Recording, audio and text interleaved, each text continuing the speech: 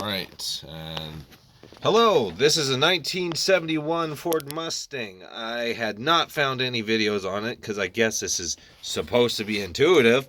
But, however, if you're having issue with your lighter, not your light removal, but your lighter, you want to check inside there and see how rusted it is. That's pretty bad. So what we did, we sprayed PB Blaster in there because we're going to have to most likely replace this unit and make sure to get it out.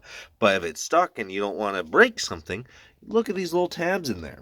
You're going to have to pry those just a little bit.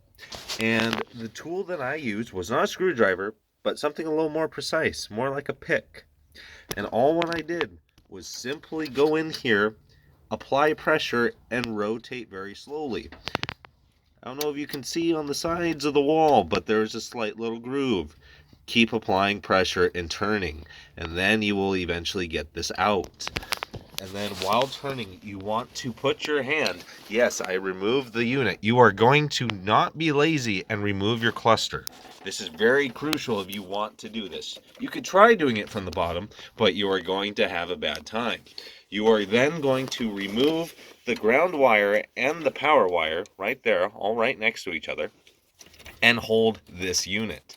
This is important to hold on to while simultaneously spinning this. And that is how you get it out, is slowly but surely holding this back unit and twisting.